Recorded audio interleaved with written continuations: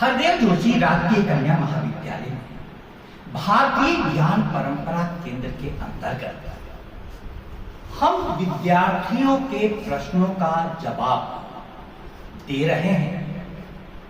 कल 5 अक्टूबर को विश्व शिक्षक दिवस था। रविवार होने के कारण महाविद्यालय में अवकाश था। अब शिक्षक दिवस हमें सोचने का एक अवसर देता है। हमारी जो शिक्षा चल रही है उस शिक्षा की परिभाषा क्या है और उस शिक्षा की दशा और दिशा क्या है। प्यारे विद्यार्थियों, आपको जानना चाहिए कि विश्व शिक्षक दिवस यूनेस्को की पहल पर मनाया जाता है प्रतिवर्ष 5 अक्टूबर। और हमारे देश में शिक्षक दिवस कब मनाया जाता है? 5 सितंबर को। पूर्व राष्ट्रपति डॉक्टर राधाकृष्णन के जन्म दिवस को शिक्षक दिवस के रूप में मनाया जाता है। विश्व के अलग अलग देशों में अलग अलग दिन शिक्षक दिवस मनाया जाता है। इस कारण से विश्व शिक्षक दिवस हमें विश्व के आलोक में अपनी शिक्षा व्यवस्था को देखने का एक अवसर प्रदान करता है। विश्व की शिक्षा कहां जा रही है और हमारी शिक्षा कहां पर है, इस पर गौर से और गहराई से विचार करने का यह दिवस है। किसी भी संस्कृति में शिक्षा का सर्वाधिक महत्व रहा है, क्योंकि शिक्षा मनुष्य को अन्य प्रकार के जीवों से विशिष्ट बना देती है। महाभारत में वेदव्यास ने लिखा है, नहीं मानुषात् श्रेष्ठतरम ही किंचित्, मनुष्य से श्रेष्ठ कुछ नहीं है। ऐसा क्यों उन्होंने कहा? ऐसा क्यों उन्होंने कहा? आप सोचो तो शिक्षा का महत्व पता चलेगा। क्योंकि मनुष्य में सीखने की और सिखाने की एक जबरदस्त प्रतिभा परमात्मा ने दी है और शिक्षा के द्वारा उस प्रतिभा को सर्वाधिक ऊंचाई देकर के मानव सभी जीवों में सर्वश्रेष्ठ बन गया है। शिक्षा की परिभाषा आप यदि स्वामी विवेकानंद के शब्दों में गौर करें तो उन्होंने कहा है कि मनुष्य में अंतर्निहित पूर्णता की अभिव्यक्ति ही शिक्षा है। अब थोड़ा सा इसको समझो। मनुष्य में एक पूर्णता अंतर्निहित है, अंतर्निहित है, और उसको शिक्षा के द्वारा बाहर में अभिव्यक्त किया जा सकता है। अब इन परिभाषाओं के आलोक में हम सबसे पहले बांसवाड़ा की शैक्षिक स्थिति पर गौर करें। बांसवाड़ा राजस्थान की शिक्षा के दृष्टिकोण से सबसे पिछड़े जिले में इसकी गणना की जाती है। आज कॉलेज की क्लास में मैं विद्यार्थियों को पाठ को पढ़ना सिखा रहा हूं, जबकि पाठ को पढ़ने की कला तो स्कूलों में आ जानी चाहिए थी। दूसरी बात, विद्यार्थी बहुत यहां के अशुद्ध लिखते हैं। एक आवेदन पत्र में मुझे 21 गलतियां मिली। 3 पंक्तियों के आवेदन पत्र में 21 गलतियां यहां का विद्यार्थी कर रहा है, तो इसका मतलब उसके सीखने की प्रवृत्ति प्रश्नों के घेरे में है। अब हम लोग आज के विश्व के हालात पर गौर करें। एक आंदोलन चल रहा है जेन जी। आपको जानना चाहिए जेन जी किसको कहा जाता है? 1996 से और 2012 के बीच में जिनका जन्म हुआ है, 2012 ले लो, 2013 ले लो, तो उनको जेन जी की श्रेणी में रखा जाता है।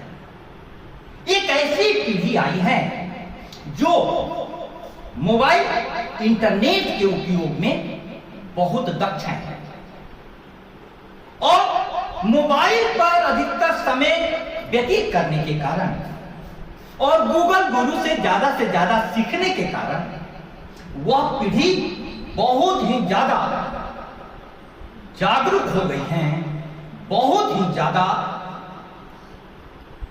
जानकार हो गई। अब जेन जी विश्व के सामने में एक समस्या बनते जा रही है। क्यों? क्योंकि आपने देखा श्रीलंका में युवाओं ने वहां की तख्ता पलट कर दिया, राष्ट्रपति आवास में, प्रधानमंत्री आवास में घुस गए, वहां कब्जा कर दिया।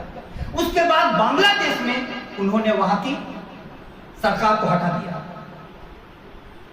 वहां के प्रधानमंत्री को भागना पड़ा।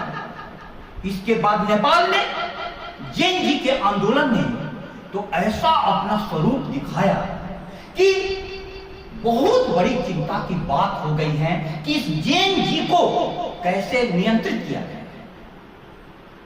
इसके बाद दक्षिण अफ्रीका में, मोरक्को में, मेडागास्कर में सब जगह ये आंदोलन फैलते जा रहे हैं। अब मैं आपका ध्यान जेन जी जो 13 वर्ष से लेकर 28-29 वर्ष के युवाओं का एक समूह है जिसमें ऊर्जा बहुत है, ऊर्जा बहुत है, लेकिन उद्देश्य अस्पष्ट है। अब तुम्हारे पास, तुम लोग भी जेन जी में आओगे। ऊर्जा परमात्मा ने कितना दी है, सुबह से शाम तक, सोने तक तुम कोई ना कोई काम कर रहे हो, लगातार दौड़ रहे हो। इतनी परमात्मा ने ऊर्जा दी है कि बैठने का नाम ही नहीं। अब इस ऊर्जा को यदि दिशा नहीं मिले तो यह ऊर्जा भटक जाएगी। इसलिए भारतीय ज्ञान परंपरा के आलोक में संस्कृत का एक श्लोक मैं आपके समक्ष रखता हूं। यौनम धन संपत्ति प्रभुत्वम अविवेकिता एकैकम अप्यनर्थाय किमु यत्र चतुष्टयम्। यह श्लोक कहता है कि युवावस्था, धन संपत्ति, प्रभुता और अविवेक, इसमें से एक भी जीवन को बर्बाद करने के लिए काफी है। यौवन, धन संपत्ति, प्रभुता और अविवेक, और जहां पर चारों वहां का कहना ही क्या।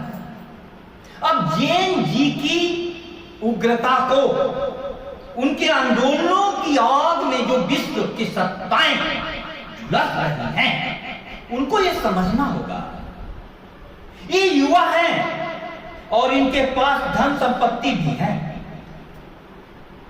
और इनके पास एक प्रभुता को पाने की चाह है, और चौथा सबसे खतरनाक बात अविवेक। इस कारण इनसे आग लग रही है। मुझे इस मोड़ पर एक बहुत बड़े विचारक का कथन याद आता है। उनसे पत्रकारों ने पूछा कि भारत की सबसे बड़ी शक्ति क्या है। उन्होंने कहा युवा, युवा वर्ग। भारत युवाओं का देश है, 65% की आबादी हमारी युवाओं की है। उनसे दूसरा प्रश्न पूछा गया कि भारत की सबसे बड़ी समस्या क्या है। बोले कि युवा। पत्रकार ने पूछा कि सबसे बड़ी शक्ति, तब आपने युवा वर्ग कहा, सबसे बड़ी समस्या, तब आपने युवा वर्ग कहा। मैं समझा नहीं। उन्होंने कहा कि युवाओं के पास बहुत बड़ी ऊर्जा देकर, उत्साह देकर परमात्मा इस धरती पर भेजता है और शिक्षा का काम है कि उन युवाओं को उद्देश्य देकर उनकी ऊर्जा से जो आग निकल रही है, जिसमें चमन जल रहा है, उसको रोशनी में तब्दील किया। शिक्षा क्या करेगी? आपके अंदर की ऊर्जा को, आपके अंदर की आग को रोशनी में तब्दील करेगी। प्यारे विद्यार्थियों, आपके समान मैं भी कभी विद्यार्थी था। स्कूलों से पढ़कर कॉलेज में मैं भी पहुंचा और यहां पर आपके बीच में एक संस्कृत के प्रोफेसर के रूप में आपके प्रश्नों का जवाब देने का अवसर मिल रहा है। तो इस जगह मुझे पहुंचाने वाले कौन लोग हैं? मेरे शिक्षक और मेरे सीनियर साथी, जिन्होंने पढ़ाई में मुझे राह दिखाई। अब शिक्षा का कितना महत्व है कि मेरे जीवन का 10 वर्ष तो प्रत्येक दिन 10 घंटा खेलने में बीता, लेकिन उसके बावजूद भी हमारे जो पढ़ने वाले साथी थे, उनका मैं हमेशा आदर के साथ नाम लेता हूं। श्री ध्रुवकांत ठाकुर जी, डॉक्टर अरुण कुमार सिंह जी, श्री लीलानंद झा जी। अब उन सबकी बहुत सारे साथी, उनसे सीखने को मिला तो उनकी याद आती है। तो उनका क्या कंट्रीब्यूशन था? हमें विषय में जो कठिन लगता था, उन्होंने आसान तरीके से प्रवेश करा दिया। विषय हमारे लिए सरस बना दिया। आप सोचो, आपको विषय जो कठिन लगता है, उसको कोई इतना मनोरंजक बना दे, तो क्या आप आसानी से किताब छोड़ सकेंगे? फिर किताब छूटेगी नहीं, फिर किताब छूटेगी नहीं। लेकिन आज क्या हो रहा है बांसवाड़ा के विद्यार्थी, मैं बहुत दुख के साथ कह रहा हूं कि एक समय में 96 में मैं गंगा किनारे से माही किनारे आया था और क्लासेज नियमित करती थी। 3 घंटे की क्लास कभी कभी सीमा को पार कर जाती।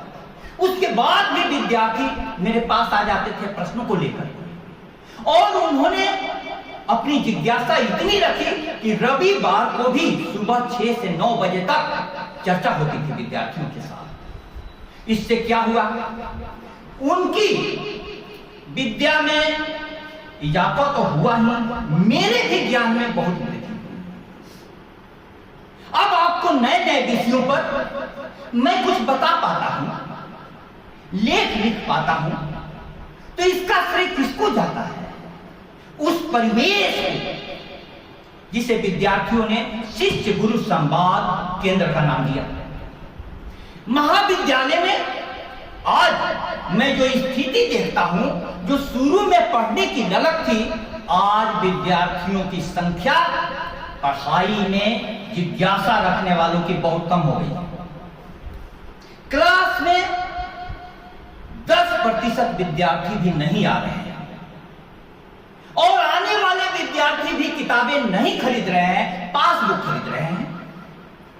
अब बाकी के 90% विद्यार्थी शिक्षक के पास नहीं जा रहे हैं, तो कहां जा रहे हैं? यह सोचने का अवसर है। बात समझ में आ रही है आपको? अब देखो, हमने अपनी समस्या जान ली।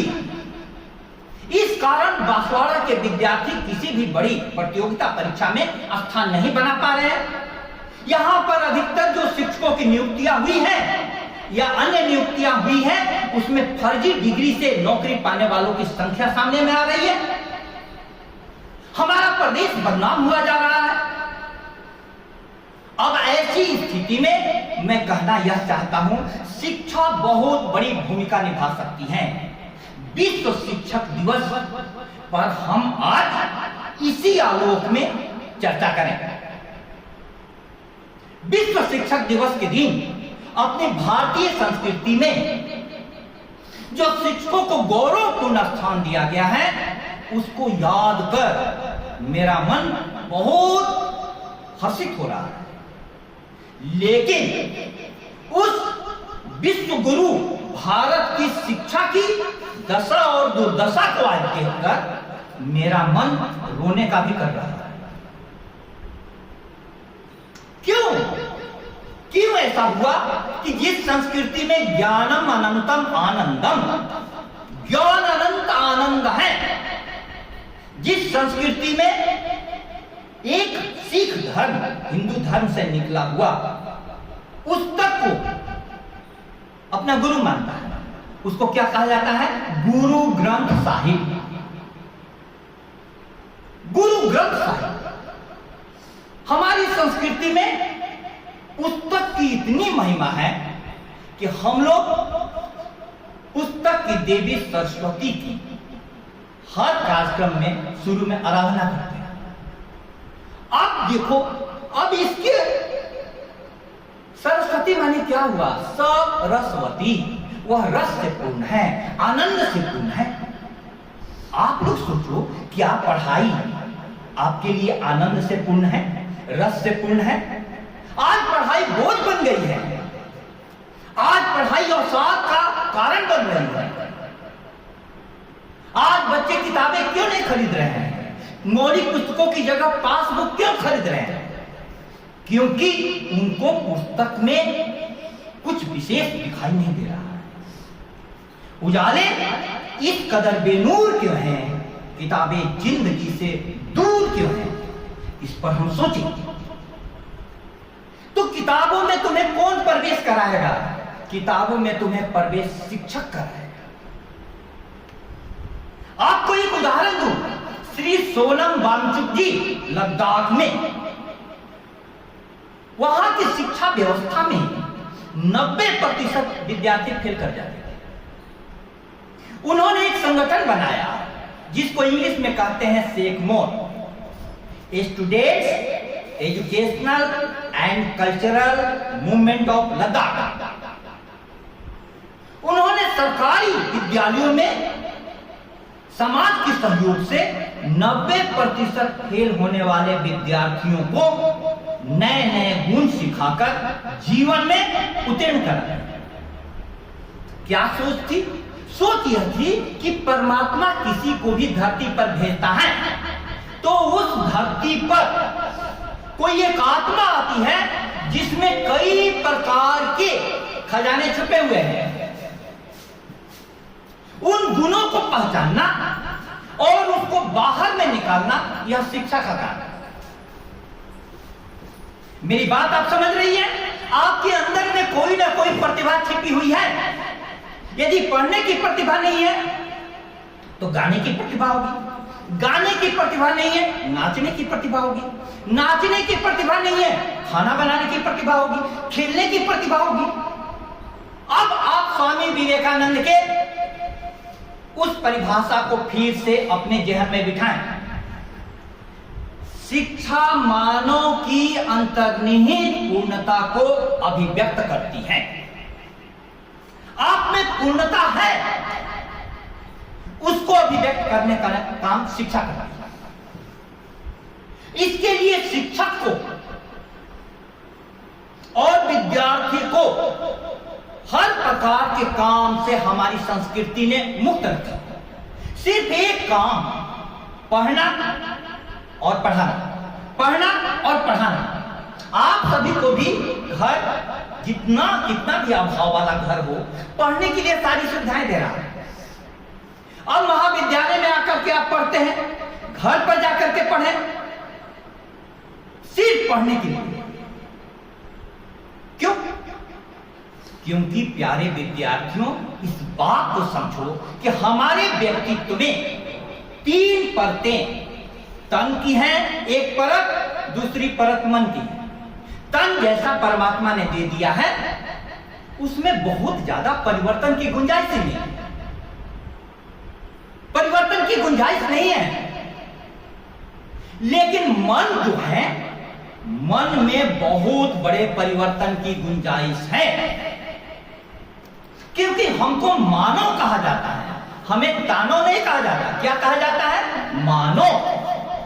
और आपने एक कहावत सुनी होगी, मन के हारे हार हैं, मन के जीते जीत। अब आपका मन जिस प्रकार का बनाया जाएगा वैसा ही आप मानव बनेंगे। जैन जी के आंदोलनों में जो आगजनी हो रही है उसमें उस प्रकार का मन बनाया जा रहा है। आज युवा पीढ़ी के मन में स्पष्ट रूप से यह बैठता जा रहा है कि इस शिक्षा को पाने से हमें कुछ भी मिलेगा नहीं, सिर्फ एक डिग्री मिल रही है। अभी चतुर्थ श्रेणी कर्मचारी की भर्ती हुई थी, परीक्षा हुई थी, उसमें 25 लाख लोगों ने फॉर्म भरा था चतुर्थ श्रेणी कर्मचारी के लिए। और फॉर्म भरने वालों में पीएचडी किए हुए हैं, इंजीनियर भी है, सब प्रकार के लोग। पहले ऐसा नहीं देखा जाता था। क्यों? सरकारी नौकरी मिल जाए, सरकारी नौकरी। हमें यह सोचने का दिवस है कि क्या हमें हमारी शिक्षा का उद्देश्य सिर्फ सरकारी नौकरी प्राप्त करना है? बताओ, शिक्षा का उद्देश्य सिर्फ सरकारी नौकरी प्राप्त करना है? आप लोग किस लिए पढ़ते हो? स्पष्ट रूप से सबका उत्तर होगा नौकरी के लिए। ठीक है, नौकरी के लिए। शिक्षा आजीविका का साधन है, ये मैं भी मानता हूं, लेकिन शिक्षा को सिर्फ आजीविका का साधन मानना यह आपकी बहुत भारी भूल होगी। यदि नौकरी आपका उद्देश्य है तो इस शिक्षा से यदि नौकरी नहीं मिली तो यह शिक्षा आपका बेकार हो गई बेकार। लेकिन आप इसको यदि बेकार मानेंगी तो जीवन की सबसे बड़ी भूल करेंगी। आज ऐसी प्रतिभाएं आ रही हैं जो सरकारी नौकरियों को एकदम छोड़ दे रहे हैं, वे अपना रोजगार पैदा कर रहे हैं। अपने खेत में काम कर करके प्रति महीने लाख लाख रुपया कमाई करने वाले लोग सामने में आ रहे हैं। शिक्षा यह आपको बताएगी। आपके पास यदि सिलाई की कला है तो कपड़े सिल करके इसी मार्केट में लोग लाख रुपए महीना भी कमा रहे हैं। आपके पास यदि खाना बनाने की कला है तो आपके लिए मार्केट खुला हुआ है। हमारे घर में खाना बनाने वाली बाई जी आती हैं और 27 वर्षों से मेरे घर में आ रही हैं। वे कई घरों में, 4-5 घरों में खाना बनाकर उन्होंने अपने 2 बच्चों को पाल लिया, पढ़ा दिया, उन्हें उनकी शादी करा दी और उनके लिए मकान भी बना दिया। उनका जीवन क्या कहता है? एक कला है और आपके संस्कार अच्छे हैं तो मार्केट में आप बहुत अच्छी कमाई कर सकते हैं। यह विश्वास आज के युवाओं का खत्म सा हो गया है। मैं आपको इस विश्वास को लौटाना चाहता हूं। आप अपने में देखें, आखिर श्री सोनम वांगचुक ने वहां पर ऑपरेशन होप शुरू किया और ऑपरेशन होप के दौरान सरकारी शिक्षालयों में बहुत बड़ा क्रांतिकारी परिवर्तन कर दिया। जहां अधिकतर विद्यार्थी फेल होते थे वहां पर विद्यार्थी इस प्रकार के निकलने लगे कि अपने जीवन से वे हर क्षेत्र में आगे जाने लगे। वहां की लड़कियों ने आइस हॉकी में नेशनल टीम पर कब्जा कर रखा है। वहां बर्फ गिरती है, बर्फ पर उनको आइस हॉकी खिलाओ।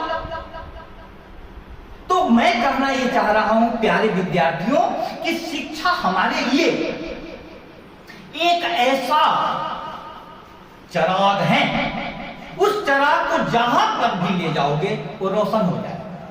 शिक्षा की एक परिभाषा है। हमारे महाविद्यालय का ध्येय वाक्य क्या है? बताओ, हाथ उठाओ। आप लोगों में से कितने जानते हैं? नहीं जानते हैं। देखो, इसी डेस्क के नीचे लिखा हुआ है, मेरे साथ जोर से बोलो, विद्या, जोर से, विद्या ज्योति परम। अब आपके सामने में लिखा हुआ है और इसकी व्याख्या मैंने हरदेव जोशी जी की मूर्ति रखी हुई है, वहां पर अपनी व्याख्या लिखी है। कॉलेज आप प्रत्येक दिन आते हो, आप आंखें कहां खोलते हो? यह महत्वपूर्ण है। आंखें यदि आप बाजार में खोलते हो तो आपको कपड़े दिखाई देंगे। आंखें यदि आप किताब में खोलते हो तो आपको ज्ञान दिखाई देगा। विद्या ज्योति परम क्या कहता है?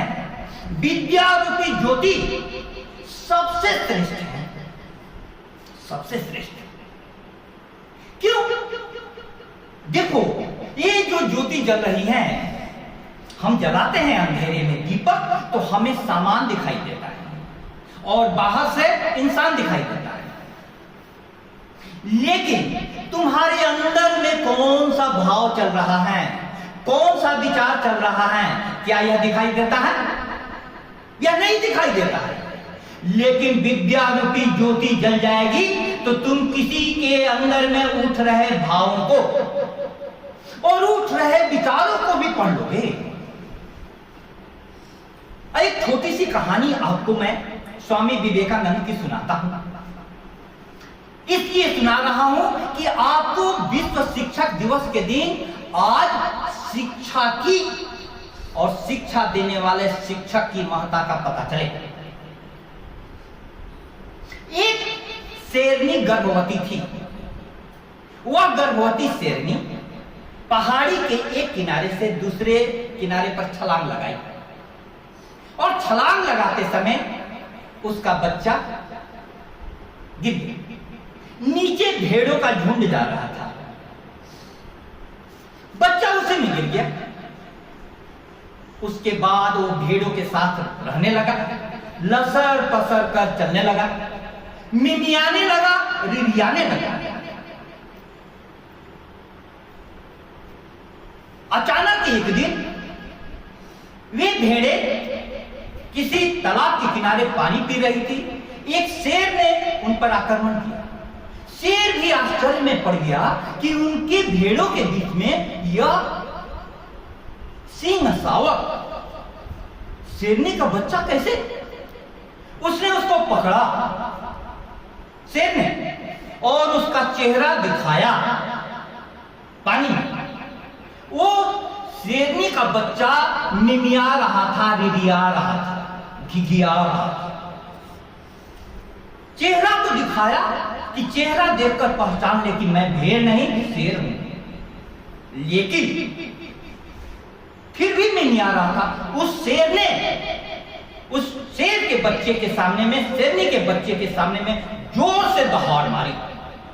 दहाड़ मारते ही अचानक उस रिरियाने वाले, मिमियाने वाले, अपने आप को भेड़ समझने वाले शेर के बच्चे से भी दहाड़ निकल गई। एक क्षण में वह बच्चा क्या हो गया? शेर का बच्चा हो गया। इसके पहले अपने आप को क्या समझ रहा था? भेड़। मेरे प्यारे विद्यार्थियों, मैं कहना चाहता हूं कि बांसवाड़ा के विद्यार्थी अपने आप को भेड़ समझे हुए हैं और मैं हर व्याख्यान के माध्यम से आपके सामने में आपके शेर स्वरूप को याद दिला रहा हूं। अब हम भारतीय संस्कृति में आए हैं। भारतीय ज्ञान परंपरा में यह कहा गया है कि इसी तन के अंदर में मन रहता है जो दिखाई नहीं देता है, लेकिन उस मन को चाहो तो तुम स्वर्ग बना दो, चाहो तो नरक बना दो। मन एवं मनुष्यानां कारणं बंध मोक्षयो बंधाय विषयासक्तम मुक्तये निर्विषयम् स्मृतम्। संस्कृत के श्लोक आपके समझ में नहीं आए, सरल भाषा में आपको समझा देता हूं। यदि आपका मन गलत संगति में पड़ जाए, आजकल के विद्यार्थी मोबाइल पर रील देखने में व्यस्त हैं। कौन सा सीन देखते हैं? हंसने वाला, मजाक करने वाला। मनोरंजन का साधन उन्होंने मोबाइल को बना लिया। अब उस मोबाइल में क्या आपको दिखाई देते हैं? बहुत अच्छे कपड़े पहने हुए, मौज मस्ती करते हुए लड़के लड़कियां दिखाई दे रहे हैं। आपके मन में क्या बैठ गया? जीवन का नाम अच्छे कपड़े पहनना, मौज मस्ती करना, ऐसे रखना। तो आपका मन कैसा बन गया? मौज मस्ती वाला एक मन बना, क्योंकि मोबाइल पर आप फ्री हैं, आप जो चाहे वही देखें। मैं वह नहीं देखता।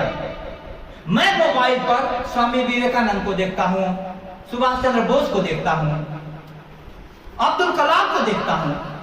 जितने भी महापुरुष हैं उनके बारे में जानने का यह अवसर मिलता है। मोबाइल तो एक साधन है। आपने अपने आप को किससे जोड़ लिया? आपने अपने आप को नरक से जोड़ लिया। आज मोबाइल के कारण हमारी पीढ़ियां पूरी तरीके से बर्बाद हो रही है। यही की पीढ़ी नहीं, ऑस्ट्रेलिया ने अपने युवाओं के लिए मोबाइल पर प्रतिबंध लगा दिया। बहुत देशों में मोबाइल पर रोक लगाया जा रहा है।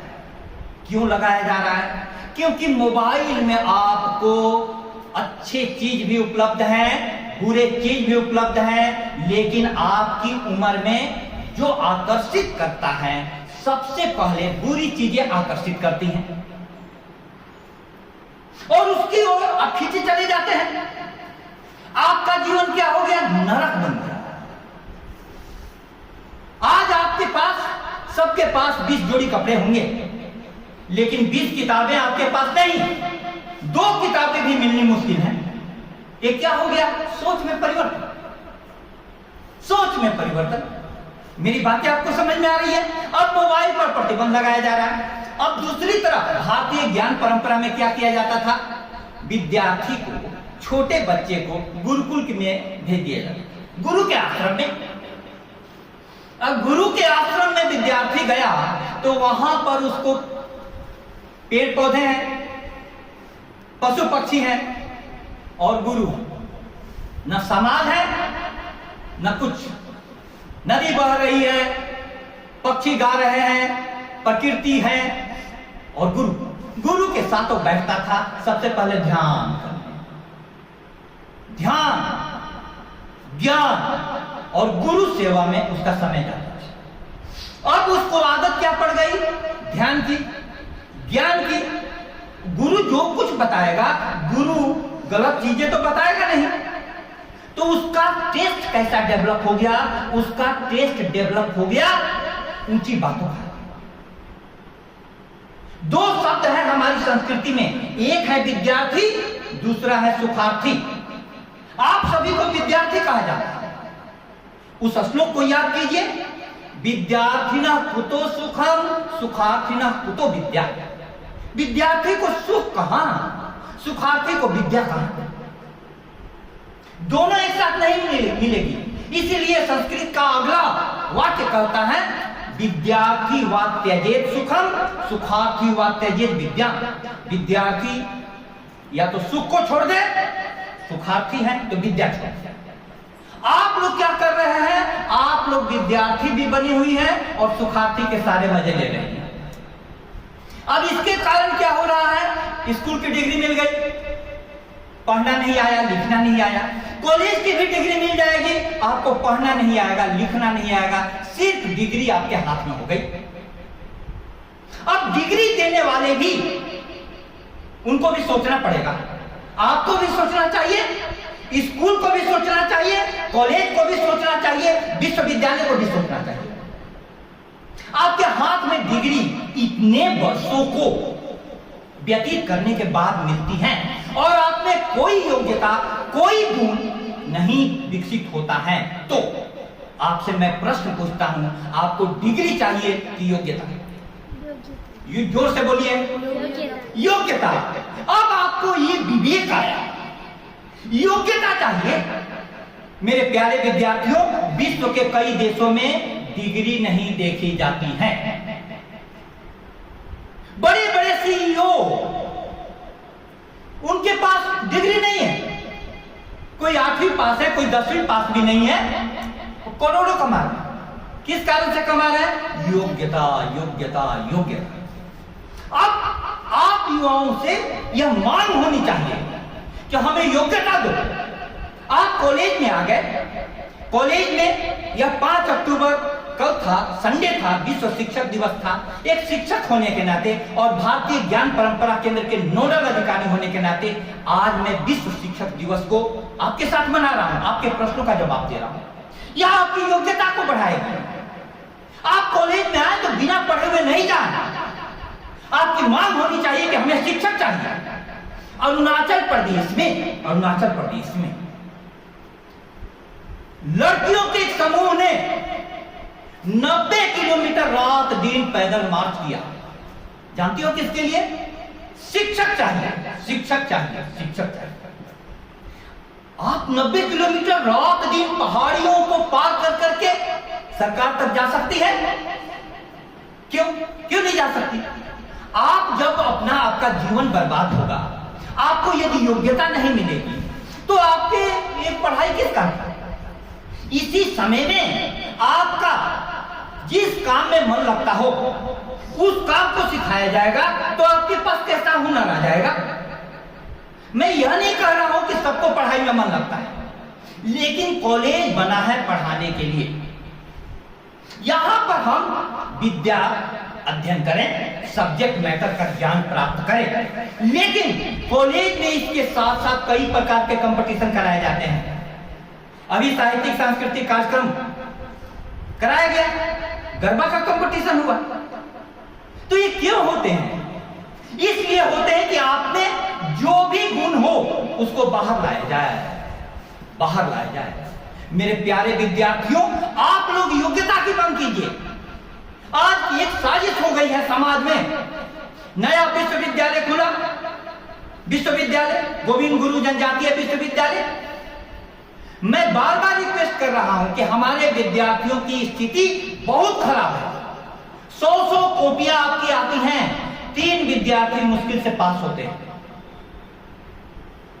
सारे विद्यार्थी फेल हो रहे हैं और उनकी कॉपी बाहर में जाती है, बाद में नंबर उनको पूरा जा रहा है। उस नंबर से आपको क्या मिलेगा? विश्व शिक्षक दिवस के दिन आपके भविष्य को लेकर मैं आगाह करना चाहता हूं। आप जहां भी रहिए, सीखने की प्रवृत्ति। अब इसमें शिक्षक की भूमिका बहुत महत्वपूर्ण होगी। अब प्यारे विद्यार्थियों, हम लोग कॉलेज के हालात को देखें। मैं भी जिन शिक्षकों से पढ़ा हुआ हूं, किसी शिक्षक ने ही मुझको पढ़ाया है, आज इस योग्य बना दिया कि मुझे जीवन में पूरा खेलने का मौका मिला, पूरा पढ़ने का मौका मिला। और संस्कृत विषय का आचार्य हो गया, प्रोफेसर हो गया। तो किस कारण से?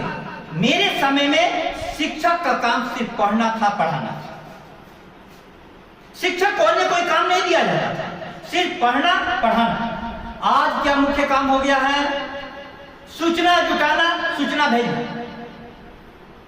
आप लोगों को स्कॉलरशिप के काम में शिक्षक लगा हुआ है, स्कूटी बांटने में शिक्षक लगा हुआ है, सारे प्रकार के समाज कल्याण के कार्यक्रमों में शिक्षक लगा हुआ है, चुनाव शिक्षक करवा रहा है।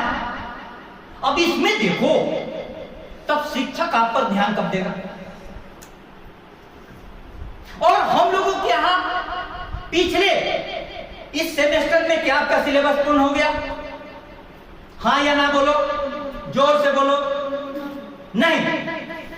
क्यों नहीं? क्यों पूर्ण नहीं हुआ? अब देखो, थोड़ा सा गौर करो। पिछले महीनों पर 10 दिन हमारा गणेश उत्सव में गया। गणेश किसकी देवता है? अक्षर के देवता। हमें पढ़ते हुए बिताना चाहिए था। गणेश उत्सव की शुरुआत 1893 में महाराष्ट्र में बाल गंगाधर तिलक ने की थी और गणेश मंडपों में 10 दिन में उन्होंने 10 विद्वानों के व्याख्यान करवाए, भारत के प्रसिद्ध विद्वानों के। वह मंडप क्या हो गया? शिक्षालय हो गया। वहां से कौन सी चेतना निकली? राष्ट्रीय चेतना। राष्ट्रीय चेतना।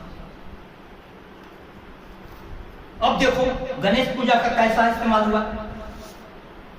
मैंने 4 लाइनें लिखी थी। गर्दिशे दौरा में भी होठों पे मुस्कान लिए फिरता हूं, अपनी छोटी सी फटी जेब में सारा जहान लिए फिरता हूं। सारे सपने बिखर गए पर नित नए अरमान लिए फिरता हूं।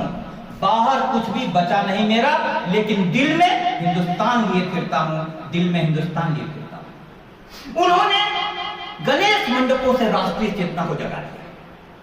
हमारा 10 दिन किसमें गया? गणेश जी की मूर्ति बिठा करके नाचने गाने। दूसरा, उसके बाद क्या आया? नवरात्रि पूजा। फिर 10 दिन किसमें गया? मां जी के चारों तरफ गरबा करने।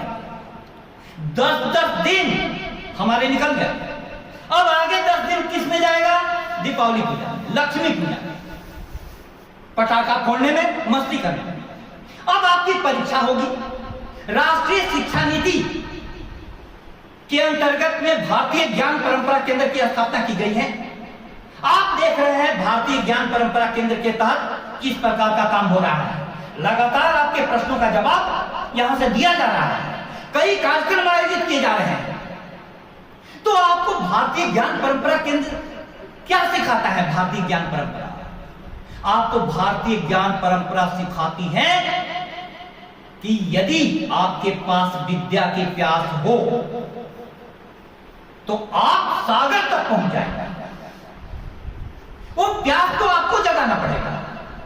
आप अपने ऊपर सोचिए, क्योंकि शिक्षा रूपी पुष्प के 4 पर्ण होते हैं, 4 पत्तियां।